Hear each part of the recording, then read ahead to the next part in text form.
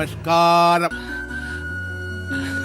അപ്പോൾ ഡൽഹിയിൽ നമ്മുടെ രാജ്യത്തിന്റെ എല്ലാ വിദ്യാർത്ഥികളും ജാതിയും കളറും പൈസ ഉള്ളവനും ഇല്ലാത്തവനും ഇതൊന്നും നോക്കാതെ ഒരുമിച്ച് നീറ്റ് എക്സാമിന്റെ ചോദ്യപേപ്പർ ലീക്കിനെ കുറിച്ചുള്ള ഈ ഒരു സമരത്തിൽ നമ്മുടെ കേരളത്തിലുള്ള ഒരു പ്രമുഖ ചാനൽ ഇതിനെ എങ്ങനെ വളച്ചൊടിക്കുന്നു കാണണ്ടേ. CJPക്ക് പിന്തുണ പ്രഖ്യാപിച്ച് ബംഗ്ലാദേശ് ജമാഅത്തെ ഇസ്ലാമി. ഞാൻ മനസ്സിന് വിചാരിച്ചോളൂ ഇപ്പൊ വണ്ടി അവിടെ ചെന്നിടിച്ചു നിൽക്കുന്നു. ധാക്കയിലെ സെൻട്രൽ ഓഫീസ് പുറപ്പെടുവിച്ച പ്രസ്താവനയിലാണ് പരസ്യ പിന്തുണ പ്രഖ്യാപിച്ചിരിക്കുന്നത്. CJP പ്രക്ഷോഭത്തെ പൂർണ്ണമായും പിന്തുണയ്ക്കുന്നുവെന്നും പ്രസ്താവനയിൽ പറയുന്നു.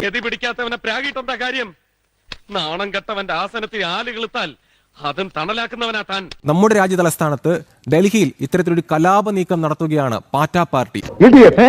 ഇമാതിരിയുള്ള ചന്ത സംസാരം നിങ്ങൾ ആദ്യം അവസാനിപ്പിക്കണം. ആ ഒരു പാറ്റ പാർട്ടിക്ക് ഇപ്പോൾ പൂർണ്ണ പിന്തുണ പ്രഖ്യാപിച്ചുകൊണ്ട് രംഗത്തെത്തിയിരിക്കുകയാണ് ബംഗ്ലാദേശിലെ ജമാഅത്തെ ഇസ്ലാമി.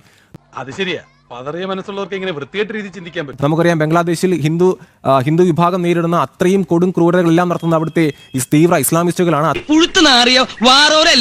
തനിക്ക് വേറൊന്നും കിട്ടിയില്ലേ? എന്ത് ഉദ്ദേശിച്ച് ഇറങ്ങിയിരിക്കണേ? അത്രത്തോളം ഭാരതീയരെ വെറുക്കുന്ന ആ ഒരു വിഭാഗം ഇപ്പോൾ ഡൽഹിയിൽ നടക്കുന്ന ആ ഒരു സംഘർഷത്തെ, ആ ഒരു കലാപ നീക്കത്തെ സപ്പോർട്ട് ചെയ്തുകൊണ്ട് രംഗത്തെത്തുകയാണ്.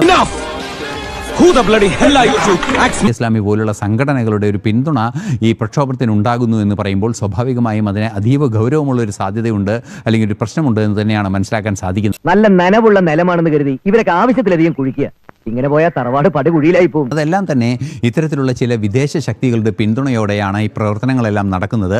അതിൽ ചില ഗൂഢലക്ഷ്യങ്ങളുണ്ട് എന്ന് തന്നെയാണ് നിരീക്ഷിക്കപ്പെടുന്ന ഒരു സാഹചര്യം ഉണ്ടാകുന്നത്. നായയുടെ വാല് 12 കാലം കുഴലിലിട്ടാലും അത് വളഞ്ഞെന്നിരിക്കും അല്ലേ? എന്താണ് കൂട്ടാ? वो मेरा बेटा है, वहाँ पे फोटो लगी है, वो मैं उसका पापा हूँ.